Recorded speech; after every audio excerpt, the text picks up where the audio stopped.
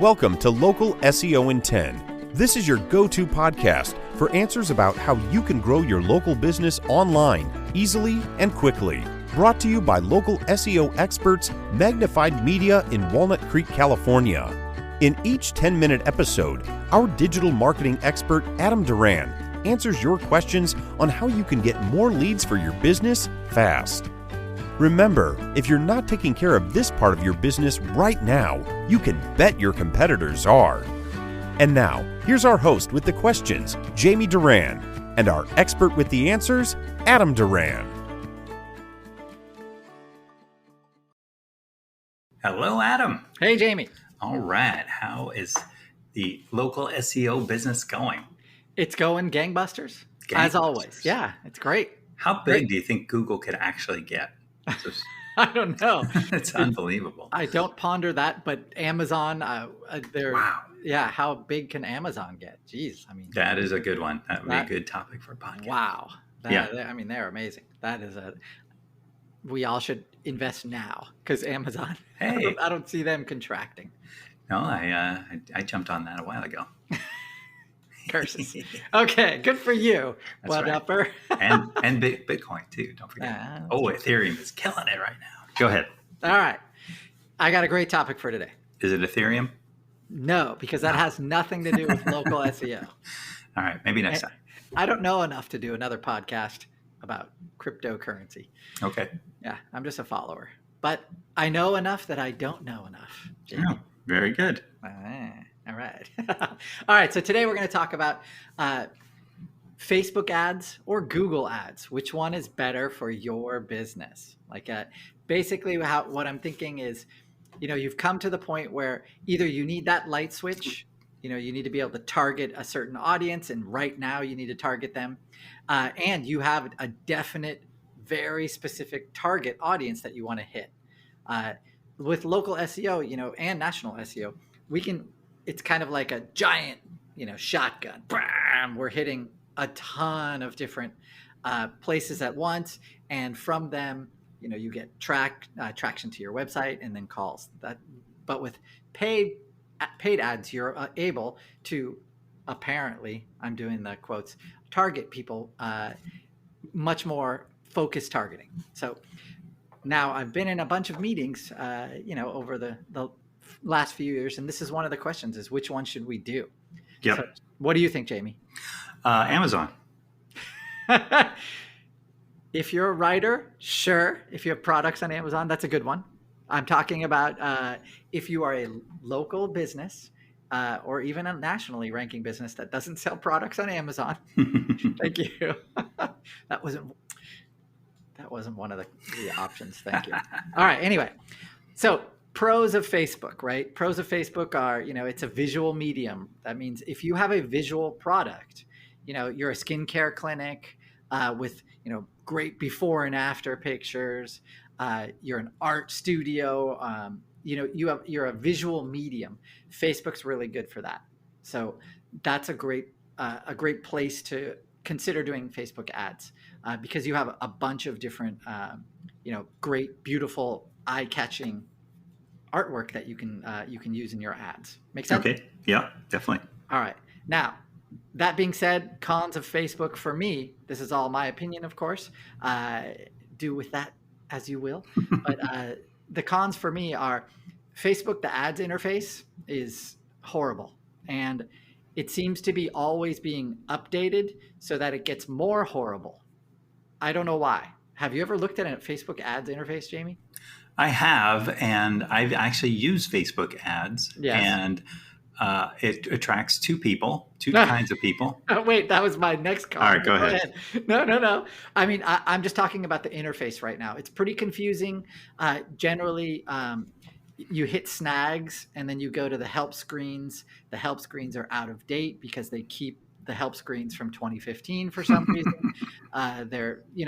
Their community is really lackluster in their ability to solve it seems like basic problems within the interface itself. So the other one is, just so you know, Facebook does do dynamic ads. Dynamic ads are ads that have, basically you say, you can create like 5 or 10 descriptions, 5 or 10 headlines, 5 or 10 calls to action, and then add, 5 or 10 or 20 videos or images. And then Facebook will mix and match those. Those dynamic ads are pretty good. But most Facebook ads, especially for starting people who don't really know what they're doing, they'll just pick one image, one description, and one headline and go. Those generally lead to ad fatigue. Ad fatigue, basically, if you've seen the same commercial more than 2 or 3 times, you're like, okay, I'm over it. Basically, in Facebook, it's the same thing. If people see the same image, your interest in that image will start really strong, and then it'll hit a cliff and won't produce anything. So that's why, I'm not a big fan of Facebook ads unless they're dynamic ones and your audience is large on Facebook already. So, Jamie, you had a comment about Facebook. Go. Useless. I have it written down here. It's actually worse than useless because you get so many time wasters. So in our business, we do solar, and every time I run an ad for Facebook, all I get are spam and people that are nowhere near qualified for solar. So, renters or no income on government assistance, and they want us to educate them on a lot. Anyway, so go ahead. Yeah. Well, the reason is people don't go to Facebook to solve a problem, right? They're just going through their feed. They see a solar ad, and they're like, okay, I have a question about solar. Yeah. And then they follow whatever, and then you get the person who's not a really good match for your business. Third one too, trolls. Yeah. Solar sucks. All that stuff. So with Facebook ads, people are allowed to comment and even piggyback on your ads. You have to be very vigilant about that, because Jamie's right. There are people who will, or competitors will write, no, just come see me instead. That's awesome too. There's both of those things. So, all right, go ahead. I don't whatever. Want my spouse is a competitor, so I'll badmouth your business. Facebook does give you the ability to hide that stuff. But anyway, you have to be vigilant. Next one. So that's my kind of opinion about Facebook. For most businesses, Google ads are what we recommend. And the reason is because, number one, they have a really great Google ads support team. So they're really responsive, sometimes to the over responsiveness. I mean, they will call you to set up multiple meetings to make sure that every ad that's created is working properly. They're great. Their ads team is awesome. Their interface is really good. They have a simple interface, and then they have an advanced interface, and you can switch back and forth, whichever one.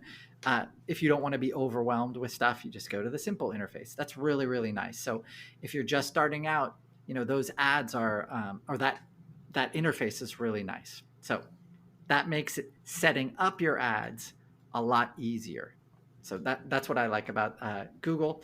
If you're going to do Google ads, definitely, in my opinion, set up dynamic ones. They're basically just same kind of thing with Facebook. You set up a dynamic ad, and that way it's, it'll match and mix the ads that are going out there. So you'll kind of avoid that ad fatigue. So really good in terms of adding images and headlines and descriptions. After you do all that, you set your budget, you press go, Google reviews the ad, and then you'll get messages from their ads team saying, hey, we're here to help. Will you ever? Well, yeah, Facebook, you say, you submit the ad, and then it says, you're in review, and then, whatever, at midnight, it'll say ad approved. And then you're like, well, my customers aren't up at midnight. Thank you. Mm-hmm. But you'll spend 8 hours getting charged. Great. Thank you. The other things is, Facebook many times will just disapprove your ad. And you're like, that's fun. Yeah. And then you have to go through some appeal process. If that was a time sensitive promotion, you've missed that time. And, their interface is chat based. So you're not going to be speaking to someone on the phone.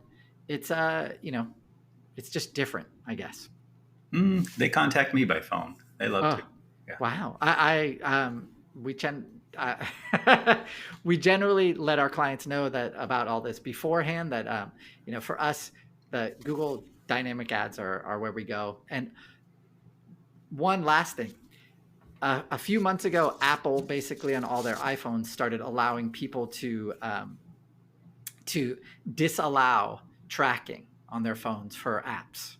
And when they did that, that really hurt Facebook, because Facebook definitely says, hey, we can target, users ages 18 to 22, or a thousand different ways of targeting people, but they're all pretty suspect. And now, because Apple has definitely limited them, it's even more suspect, in my opinion. Yes, I agree, because there really should be an audit function where you can see every user, and maybe not their name, but because oftentimes when I've done an ad, it's all of a sudden there's people from every country in the world except for the United States. They're just not in our service. So, it's right.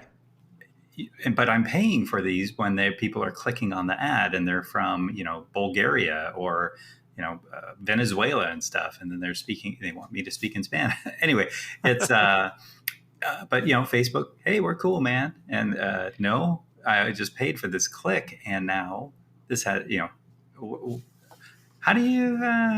So you're supposed to say, with Facebook, you're supposed to be able to target people in your area, but a lot of, that targeting is based on your IP address and, your city that you've chosen.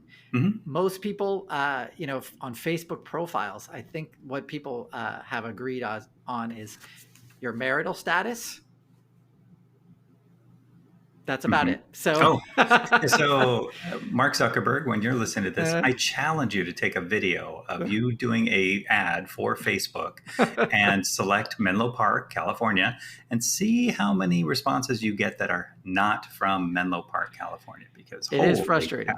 And then, maybe you could fix your Facebook because you're the super genius. Well, good luck. Okay. So anyway, all right. I love this topic. I know. It comes with a lot of frustration from our clients who have tried Facebook ads in the past and had the same issues as Jamie. Google ads, that you're going to have some of those same issues. It's just the nature of the beast, basically. A lot of when you delve into Google ads, that there's so many different ways. They have these networks. It's so varied. Probably we'll go into it maybe in a future episode, into the pros and cons of each. They're called, like I said, networks. There's the search network. There's the display ads network. There's the video, the YouTube network. There's a ton of different ones. And so, each one you have to kind of think about your business. Mm-hmm. Where will your customers be? And if they're searching to solve a problem, what do you want them to see? Right? Do you want them to see something visual or not? That's a really big one. Think about your differentiators. What makes you different from your competitors? Include those in your themes or your keywords, and your ads will attract the customers who want that, which is what you want. You want to be able to drill down to the customers who actually will pay for your services. I had to mute myself because I just went on a screaming rant. But thank you, everyone. High five, Jamie. All right. That's all I got, Jamie. Okay, well, now you've sparked another topic, which is Yelp ads. And I don't think we've covered that and how the whole Yelp ecosystem works. So that's been my most effective. So yeah. Woohoo. Anywho, so if you know a business owner that is wasting tons of money on Facebook and Google ads, make sure, now they can get more targeted, and now they can stop wasting and actually, with Adam's help, can zero in on the customer that is searching for them. So there is a lid for every pot on Google. Maybe that should be their name. But anywho, if you have a question about anything related to local SEO, please reach out to us on our Facebook or LinkedIn page, and then we will address that, or we should address it in an upcoming episode. Mm-hmm. And then also make sure to give us 5 stars, thumbs up, or share, rate us highly wherever you're listening to this. And if you have a question about a past episode or another topic you're interested in, you can go to magnifiedmedia.net. click on the podcast button and then search. There's a little teeny tiny magnifying glass that you have to find with a magnifying glass, ironically. And then you can click on that and then put in your topic and the podcast will come up. So that is it for this week. So I'm already looking forward to next week. Thanks a lot, everybody. That's all for now. Thanks for listening to this episode of Local SEO in 10 with Google local marketing expert Adam Duran.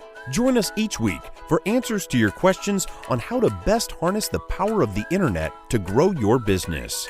Speaking of questions, got some? Message us through our Facebook page, Local SEO in 10, and we'll be sure to give you your answer on an upcoming episode. This episode of Local SEO in 10 is brought to you by Magnified Media, the leading online marketing agency in Northern California, who invite you to grow your business by magnifying your online visibility and credibility. Visit them on the web at www.magnifiedmedia.com. Magnify your business, magnify your profits.